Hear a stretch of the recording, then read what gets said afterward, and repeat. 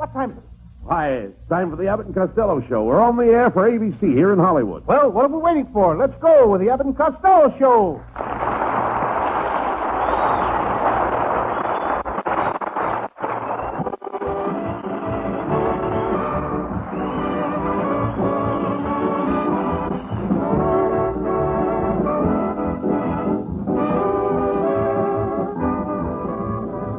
Yes, it's the Abbott and Costello show, produced and transcribed in Hollywood for your listening pleasure with Susan Miller and Danny Malnick's orchestra. So hold on to your chairs, folks, for here they are, Bud Abbott and Lou Costello.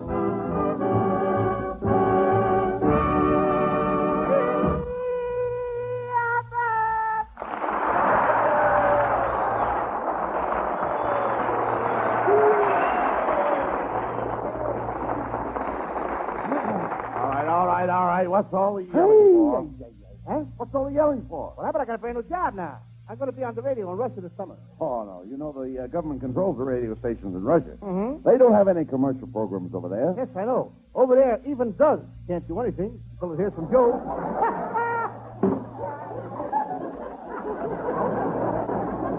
Hey, by the way, what are you doing? What are you doing with those flowers? Well, I'm taking them over to my Aunt May. She's practicing to be a ballet dancer. All day she stands in front of the mirror and she kicks the back of her head. But curiosity got the best of her. How do you mean? She turned around to see what she was doing and kicked all her teeth in. You know, Aunt May is sure crazy about Uncle Mike Abbott. She follows him around like a little puppy dog. Like a little puppy dog. Wait a minute. She follows him around like a puppy dog. Yeah, for her birthday, he's going to give her a distemper shot. Wait a minute. It says it's here. All right. How's all of Aunt May's family, Lou? You don't laugh, you know, we'll send you back in the heat. Now, wait a minute.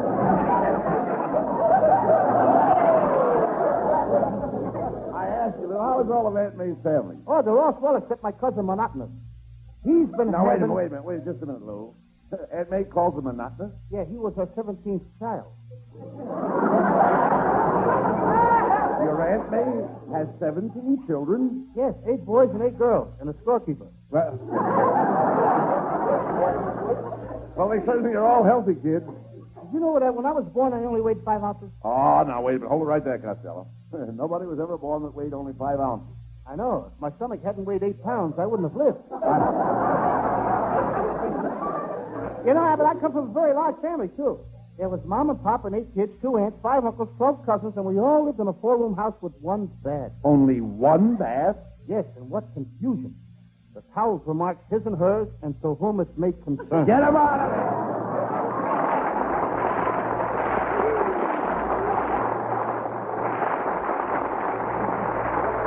Yes, the boys are on the beam tonight, and they'll be back on it in just about 1 minute.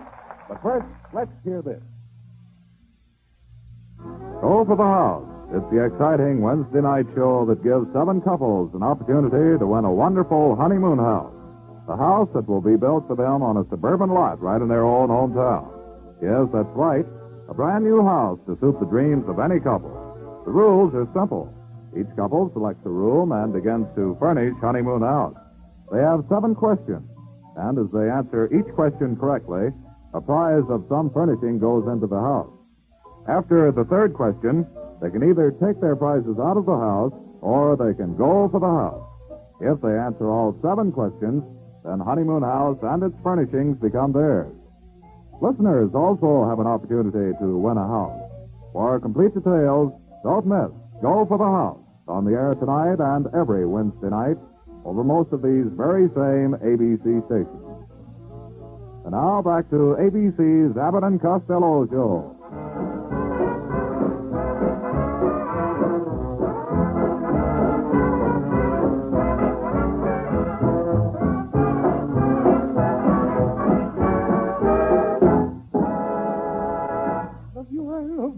All right. I love you in the All right, summertime. Quiet. I love you in the Quiet, Costello. Just get where you... What are you doing? Tonight I'm going to sing. For my first number, I will sing Nature Boy backwards. Nature Boy. Nature Boy backwards. Why? For people over 35.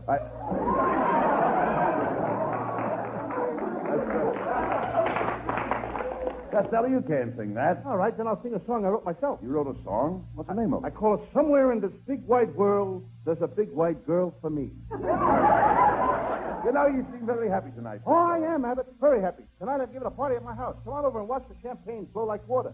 So, champagne costs $25 a quart.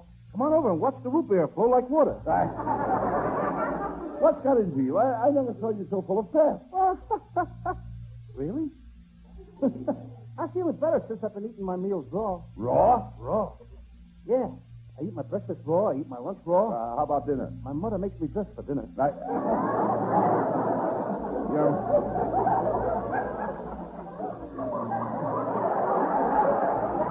Costello, you couldn't be a big idiot if you tried. Oh, yes, I could, but I'm not a show-off. Oh.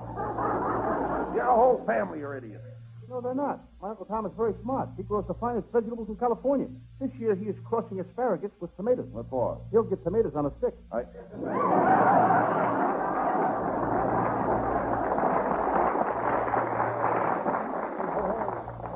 The trouble with your Uncle Tom is he drinks too much fluid. Yes, and when he gets loaded, he don't want to go home. Well, how does your Aunt Eva ever get him back into the house? Well, she takes him down to the front gate. She puts up 3 indoors. And when he staggers in for a drink, she nails him and puts him to bed. Your Aunt Eva ought to put him under a cold shower. Yeah?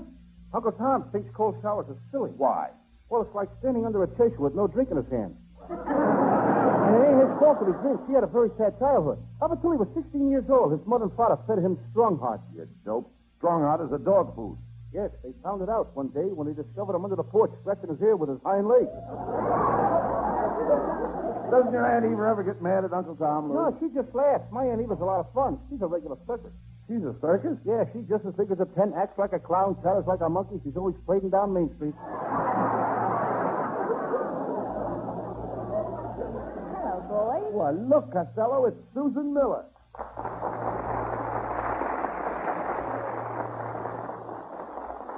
Oh, Susan, darling, you look wonderful tonight. How do you feel? I feel all right today, but last night I had the hive. Mm-hmm. So I thought of Gregory Peck, and that cured me of the hive. Don't you ever think of me? What do you think gave me the hive? Gee, Susan, I'm sorry to hear that you weren't feeling well. You should have called me, and I would have come over and cheered you up. Well, I wasn't really sick, Bud. I was so down in the dumps, so I went to see your picture beneath Hank's house. Are they showing it down there already?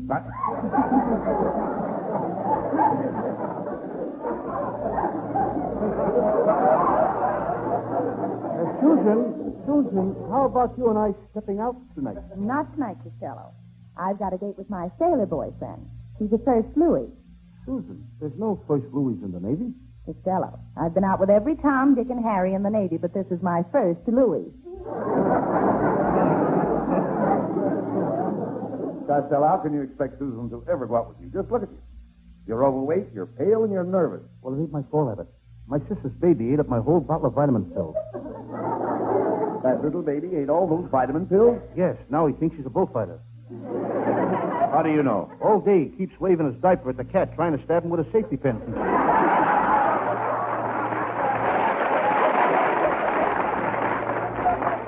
Pay no attention to Costello, Susan. Why don't you and I step out tonight? Not tonight, Bud.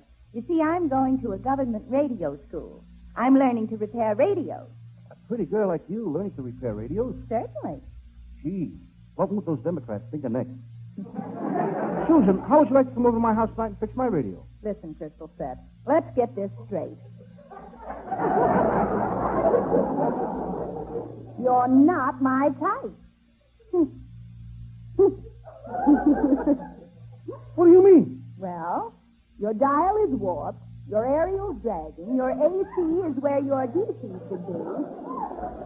And besides, you wouldn't know what to do during a brief pause for station identification. So long, Fatso. You know, there goes a nice kid, but she's 1.5 faced. What do you mean 1.5 face? Well, she's not quite 2 faced. She's not...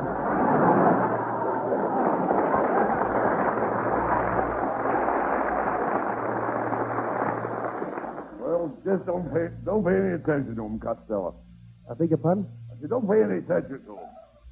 stop talking with your mouth full. Are you eating something? Yes, between meals I like to chew on something. I always eat almonds, pecans, and filberts. No wonder you're half nuts. I have to be careful what I eat, Costello. My food has to be grilled. Grilled? Who does that for you? My wife. You may not believe this, but she's the best griller in California. Your wife is a griller? Oh, certainly. As long as you brought it up, I think she looks like a baboon myself. Costello, I'm not talking about a griller. And the griller I'm talking about has nothing to do with monkeys. No, then how come she married you?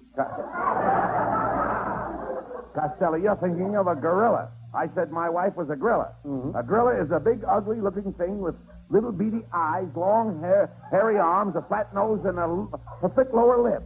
That's her. That's her. No! How dare you make disparaging remarks about my wife? She's one of the most gorgeous women I ever met. Here's a picture I took of her Sunday in her bathing suit.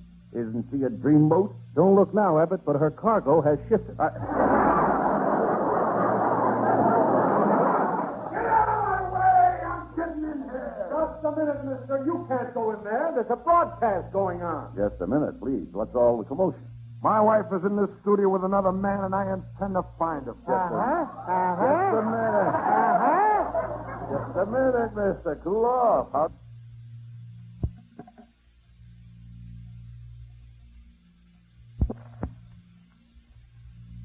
You know your wife is in this studio with another man. I had 2 tickets for this broadcast, and my wife stole my wallet with 2 tickets in it. And I know she's in here with another man. Okay, mister. I know how you feel. If your wife is in here with another man, you've got a right to beat that guy up. Come on. Come on in. Aha! There they are! Give me back my wallet. Thank you. Thank you, Mr. Costello. I got my wallet back. And for being such a nice guy, to come across the street with me, I'll buy you a cup of coffee. Hey, what about that guy that's with your wife? Let him buy his own coffee.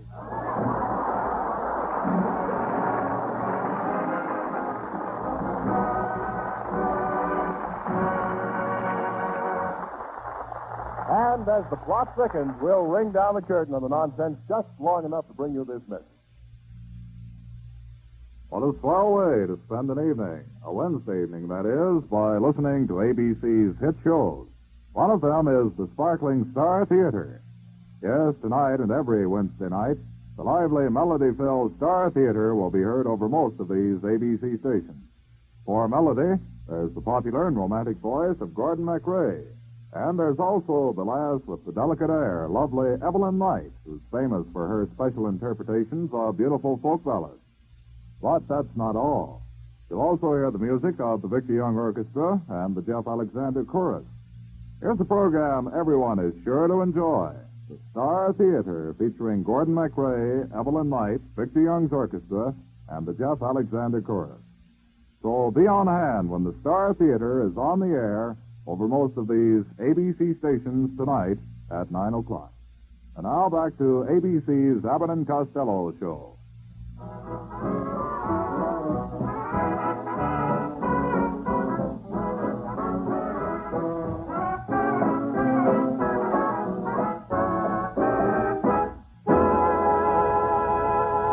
Okay, Lou. Curtain's going up on our second act. Let's go. Wait a minute, Bud. Let's throw the spotlight on Susan Miller. A great idea. Neighbors, here's Susan Miller, the singing star of the Abbott and Costello show.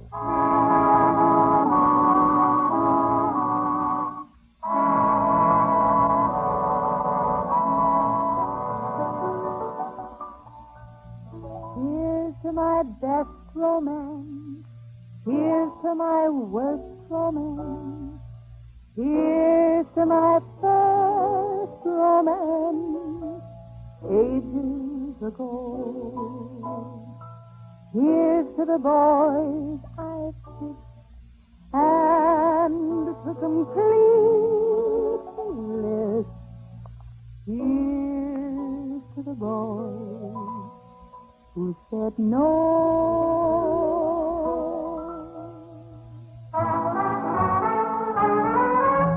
Love, love, hooray for love. Who is ever too blasé for love?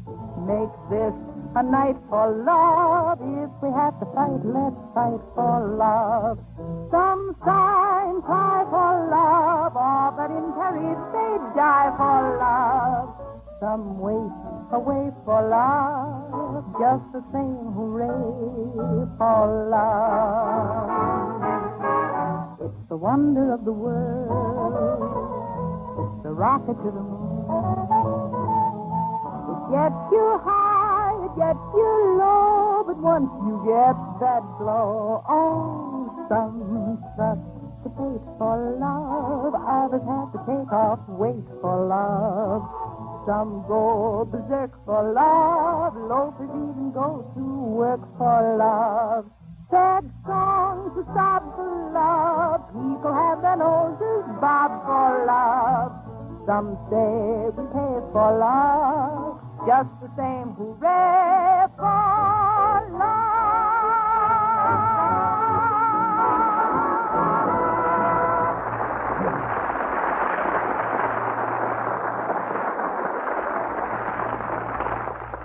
Hey, Abbott, look, I got a telegram from one of our listeners. He heard me playing the part of Sam Shovel on last week's show. Well, what does he say? Read it. It says, Dear Mr. Costello, your playing of Sam Shovel, the detective, on last week's program was thrilling. I listened to your show with my ear glued to the radio. We'll be at the studio tonight to congratulate you in person. Mr. Costello, there's a man out here to see you. What does he look like? He's a tall, thin guy with a radio glued to his ear. Never mind him. Is there any more fan mail, Lou? Yes, here's a letter that says, Dear Lou Costello, I think you are the greatest comedian in the world. Your acting as Sam Shovel, the detective, last week was simply wonderful. I think you are the sweetest man in the world. I love you. Wait a minute. Who wrote that letter? It's signed C-O-U-E-R-S-O. How do you like that? I can't even read my own writing.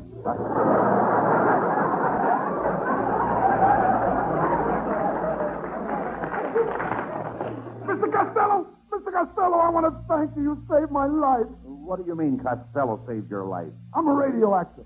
I haven't worked in 6 years. I haven't eaten for weeks. I'm destitute. Last Wednesday night, I was about to end it all. I was about to throw myself under a bus. Then a car came by with the radio turned on, and I heard your program. You were playing Sam Shovel, the detective. And that saved my life. Listening to my program saved your life?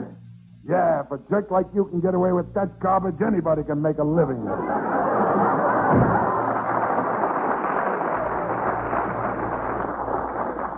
Costello, you've got to give up the idea of doing those Sam Shovel detective stories on this program.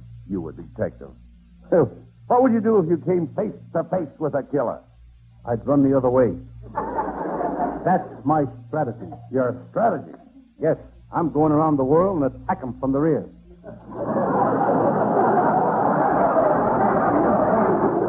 Well, suppose it was a girl crook. She's got big blue eyes and a gorgeous figure. Would you pinch her? Yes, sir. And I'd arrest her, too.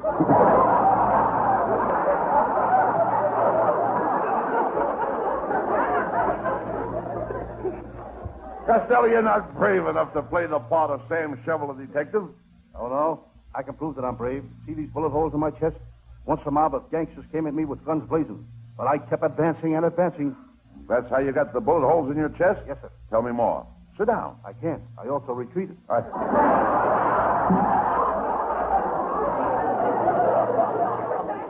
All right. There's no use arguing with you, Costello. If you insist on doing another episode of Detective Sam Shovel, let's get started. Come on. And now for our murder mystery, Sam Shovel, Private Detective. Yes, I'm Sam Shovel. Shovel it, Sam.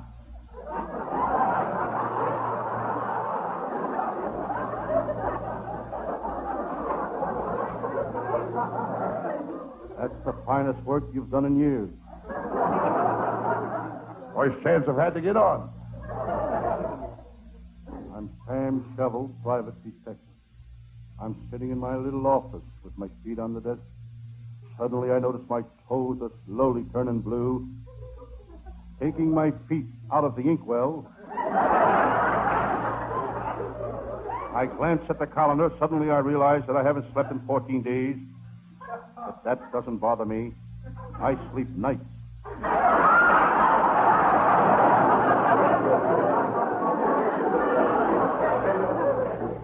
Suddenly I feel dizzy. My head is spinning. No wonder. My hair is caught in the electric fan. Looking on my desk, I see a strange sight. A cigarette is smoking in the ashtray.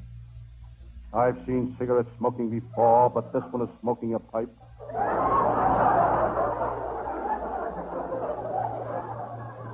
Suddenly, there's a knock on the door.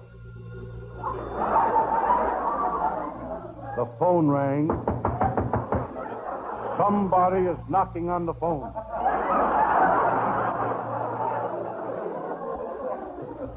Hello, Sam Shovel.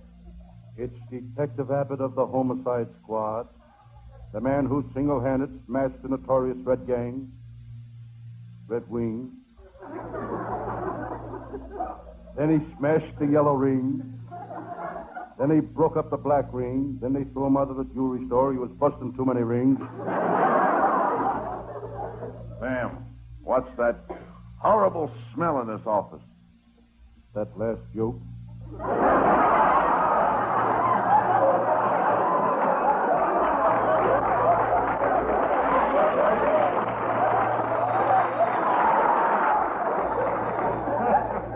What's that you're reading, Sam?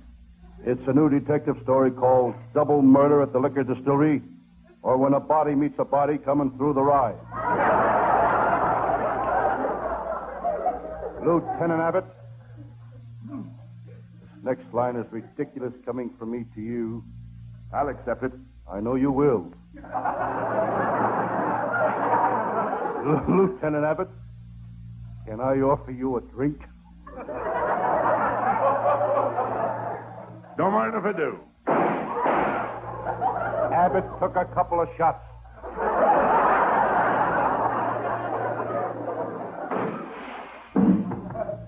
Sam, somebody threw a rock through that window, and there's a note tied to it. Quick, read it. Says for broken windows, call Oz, Excelsior Glass Company.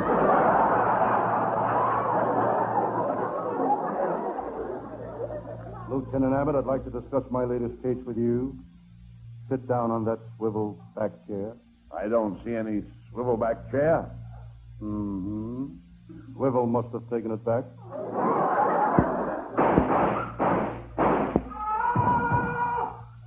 What was that?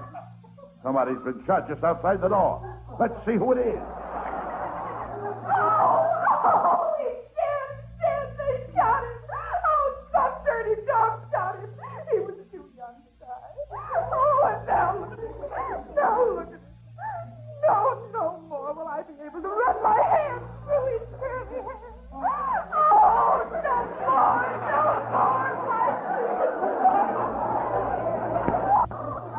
Oh, he's dead. Madam, I'm terribly sorry. I'm sorry. I'm really sorry your husband is dead. Oh, and tonight he was going to take me to the Palladium. But I'm sorry, madam, that your husband is dead. Don't worry, lady. You'll get another date. There's lots of other fish in the sea. Yeah, but how am I going to look dancing with a flounder?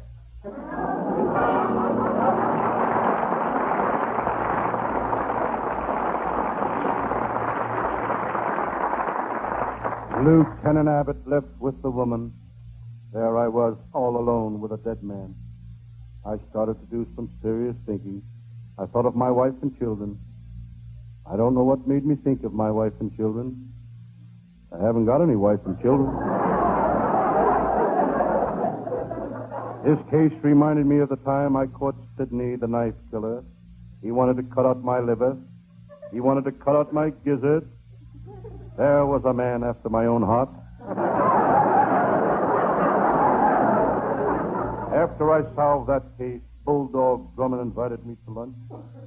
I'll never eat with Bulldog Drummond again. I can't stand that kennel ration. I decided to use my wristwatch radio and call Lieutenant Abbott, who was cruising the neighborhood in his squad car.